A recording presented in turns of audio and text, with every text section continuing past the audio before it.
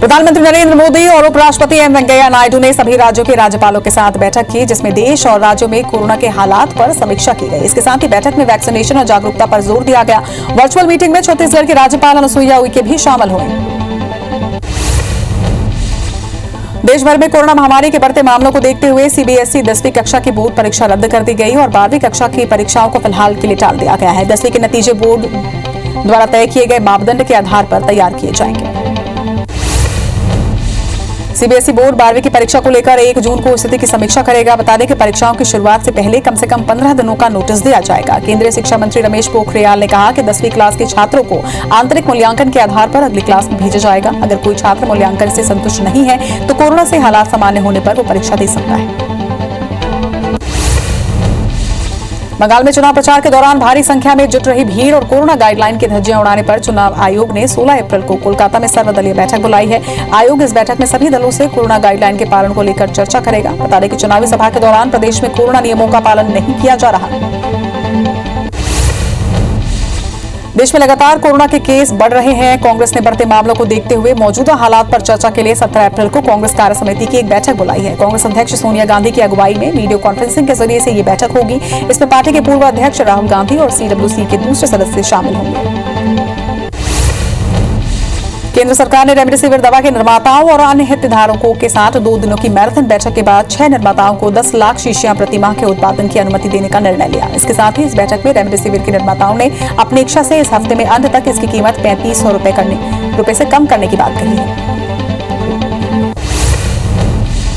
कांग्रेस ने प्रधानमंत्री नरेंद्र मोदी पर कोविड-19 महामारी की स्थिति से निपटने में लापरवाही बरतने का आरोप लगाया। पार्टी के प्रवक्ता रणदीप सुरजेवाला ने दावा किया है कि देश में कोविड रोधी टीके और दूसरे चिकित्सीय उपकरणों की भारी कमी है, लेकिन सरकार के मंत्री सिर्फ विपक्षी नेताओं पर हमले बोलने में लगे हैं। केंद्रीय स्वास्थ्य मंत्री डॉक्टर हर्षवर्धन ने फिर कहा है कि देश में वैक्सीन की कोई कमी नहीं है। भारत सरकार सभी राज्यों को वैक्सीन उपलब्ध करवा रही है। उन्होंने कहा कि देश में रेमडेसिविर की कमी इसलिए हुई क्योंकि कुछ दिन पहले देश में कोरोना के मामले कम होने से इसका उत्पादन कम हो गया था। उत्तर प्रदेश के मुख्यमंत्री योगी आदित्यनाथ भी कोरोना संक्रमित हो चुके हैं। योगी की कोरोना रिपोर्ट पॉजिटिव आई है। सीएम योगी ने ट्वीट कर ये जानकारी दी है। इसके साथ ही उन्होंने अपने संपर्क में आए सभी लोगों से कोरोना टेस्ट करवाने की अपील भी की। जयपुर के एक सरकारी अस्पताल कावंटिया में कोवैक्सीन चोरी का मामला सामने आया है। कोल्ड स्टोरेज से वैक्सीन सेंटर तक ले जाते समय 32 वायल चोरी हुई है। सीएमओ की शिकायत पर पुलिस ने मामला दर्ज कर लिया है। वहीं सीसीटीवी फुटेज के आधार पर चोरों की तलाश की जा रही है। मध्य प्रदेश में कोरोना महामारी को रोकने के लिए सरकार ने विशेषज्ञों की सलाहकार समिति बनाई, जो जनहित के फैसले और नीतिगत मामलों में सरकार को समय समय पर सलाह देगी। समिति में कैलाश सत्यार्थी, एमसीयू के कुलपति केजी सुरेश, सीआईआई एमपी के अध्यक्ष Saurabh Sangla, Madhya Pradesh nursing home association के अध्यक्ष डॉक्टर जितेंद्र जामदार, एम्स भोपाल के डायरेक्टर डॉक्टर सरमन सिंह को शामिल किया गया। राजधानी भोपाल में कोरोना बेकाबू हो चुका है। वहीं जिला प्रशासन ने नए कोविड सेंटर खोलने को लेकर कवायद शुरू कर दी है। कलेक्टर अविनाश लवानिया ने बताया कि रेड क्रॉस अन्य हॉस्पिटलों को कोविड सेंटर बनाने की तैयारी शुरू कर दी गई है। इसके साथ ही सामुदायिक भवनों को भी कोविड सेंटर में तब्दील किया जाएगा। भोपाल में कोरोना कर्फ्यू का पालन नहीं किया जा रहा है। वहीं शहर में आम दिनों के जैसे ही सड़कों पर आवाजाही दिखाई दे रही है। निजी दफ्तरों में हो रहे कामकाज से हजारों कर्मचारी का आवागमन जारी है। वहीं प्रशासन की सख्ती का अंदाजा भी इस बात से लगाया जा सकता है कि कर्फ्यू उल्लंघन पर केवल 13 केस दर्ज किए गए हैं, जबकि 148 मास्क नहीं लगाने वालों पर कार्रवाई की गई। छिंदवाड़ा में कोरोना संक्रमित शवों का सम्मानजनक अंतिम संस्कार नहीं करने का आरोप कांग्रेस नेता ने लगाया है। कांग्रेस नेता सैयद जफर ने वीडियो के साथ आरोप लगाया कि कोरोना मृतकों के शवों को कुत्ते खा रहे हैं। उन्होंने सीएम शिवराज सिंह से इस मामले में संज्ञान लेने की बात भी कही। इधर सिवनी में भी कोरोना संक्रमण के मामले लगातार बढ़ रहे हैं। जिला अस्पताल समेत निजी अस्पतालों में ऑक्सीजन की भारी कमी है, जिससे 6 दिन में 200 कोरोना मरीजों की मौत हो चुकी है। वहीं कोविड की जानकारी लेने पहुंचे प्रदेश के आयुष मंत्री रामकिशोर कांवरे ने ऑक्सीजन और रेमडेसिविर इंजेक्शन जल्द उपलब्ध कराने की बात कही।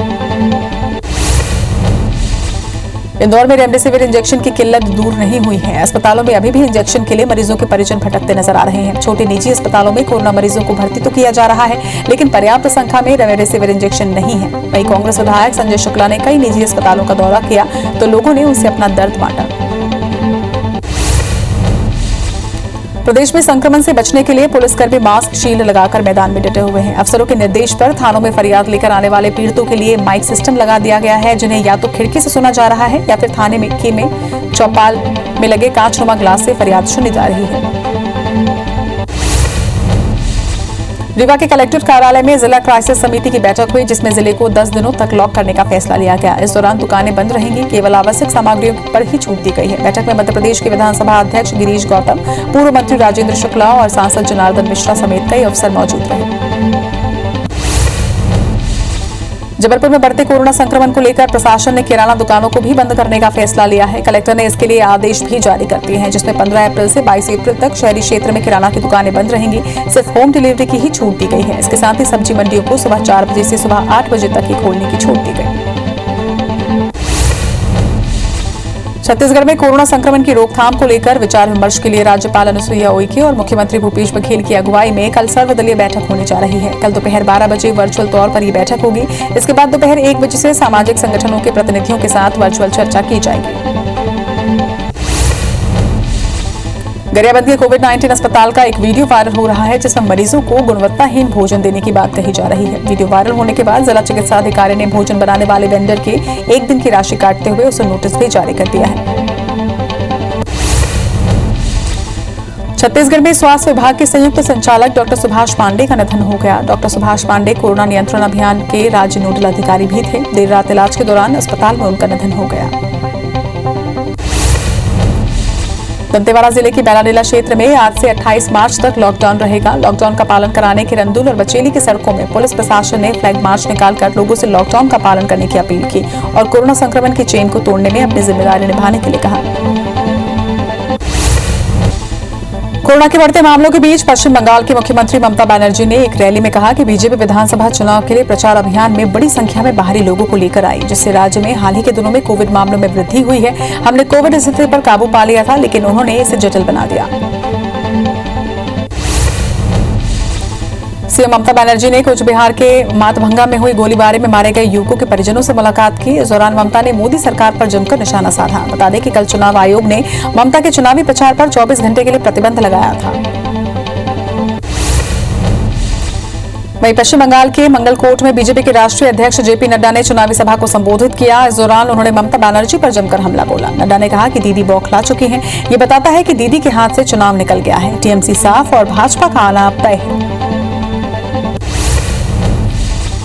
पश्चिम बंगाल में डॉक्टर भीमराव अंबेडकर की जयंती पर आयोजित कार्यक्रम को बीजेपी के राष्ट्रीय अध्यक्ष जेपी नड्डा ने संबोधित किया। नड्डा ने कहा कि यहां की स्थानीय सरकार सीएए का विरोध करती है, लेकिन डॉक्टर भीमराव अंबेडकर ने कहा था कि हमारे जिन दलित भाइयों को पाकिस्तान में प्रताड़ना हो रही है, उनको भारत लाना चाहिए और यहां बसाना चाहिए। बीजेपी अध्यक्ष जेपी ने आगे कहा कि ममता बनर्जी की सरकार दलित विरोधी है। हमें दुख है कि दलित समाज का बेटा आनंद बर्मन पहली बार वोट देने के लिए जा रहा था। वहीं टीएमसी के गुंडों ने उसकी जीवन लीला ही समाप्त कर दी और ममता दीदी ने एक शब्द भी नहीं कहा। हमारी अंबेडकर यात्रा पर टीएमसी के गुंडे हमला करते हैं और बस तोड़ देते हैं। दमोह उपचुनाव को लेकर बीजेपी कांग्रेस ने अपनी पूरी ताकत झोंक दी है। कांग्रेस प्रत्याशी अजय टंडन के पक्ष में कमलनाथ ने रोड शो किया। इस दौरान उन्होंने फिर टिकाऊ और बिकाऊ का मुद्दा उठाया। पूर्व सीएम कमलनाथ ने जनता से सच्चाई का साथ देने की अपील की। गुना से बीजेपी विधायक गोपीलाल जाटव का एक ऑडियो वायरल हो रहा है, जिसमें वो अपनी ही पार्टी के एक कार्यकर्ता को धमकाते हुए उसे अभद्र भाषा में बात कर रहे हैं। बीजेपी नेता मुनीश ठाकर ने नगर पालिका की कार्रवाई को लेकर विधायक को फोन किया था। वही विधायक ने इस पूरे मामले को षड्यंत्र बताया है। उन्होंने कहा कि मेरे शब्दों को तोड़ मरोड़ कर पेश किया जा रहा है। मध्य प्रदेश के सीएम शिवराज सिंह चौहान ने हर दिन की तरह आज भी पौधारोपण किया। सीएम ने स्मार्ट सिटी रोड पर बने स्मार्ट पार्क में आज अशोक का पौधा लगाया। बता दें कि सीएम ने नर्मदा जयंती पर हर दिन एक पौधा लगाने का संकल्प लिया है, जिसके तहत वे हर दिन एक पौधा लगाते हैं। बलरामपुर जिले में IBC 24 की खबर का एक बार फिर से असर हुआ है और खबर दिखाए जाने के बाद जिला प्रशासन और संसदीय सचिव चिंतामणि महाराज ने इस मामले में संज्ञान लिया। शंकरगढ़ विकासखंड के ग्राम पंचायत मनोहरपुर के मदपुर में ग्रामीण पानी के लिए काफी परेशान थे। अब प्रशासन ने 2 दिनों के भीतर ही बोर खनन कराने का दावा किया है। जबलपुर हाईकोर्ट ने रीवा में 4 लेन सड़क के लिए हुए भूमि अधिग्रहण की जांच के आदेश दिए हैं। हाईकोर्ट ने रीवा के संभागायुक्त को यह आदेश दिया कि वो मानेगांव से चाकघाट के बीच 4 लेन के लिए हुए भूमि अधिग्रहण में गड़बड़ी के आरोपों की जांच करवाएं और जांच में दोषी पाए जाने वालों पर सख्त कार्रवाई करने के भी आदेश दिए गए। जबलपुर हाईकोर्ट ने रेप पीड़ित एक नाबालिग युवती को गर्भपात कराने की अनुमति दे दी है। कोर्ट ने सीएमएचओ को आदेश दिया है कि वो गाइडलाइन का पालन करते हुए पीड़िता को अबॉर्शन और हॉस्पिटलाइजेशन की सुविधा उपलब्ध करवाए। दरअसल नाबालिग युवती के साथ नवंबर 2020 में एक आरोपी ने दुराचार किया था, जिसके बाद वो गर्भवती हो गई थी।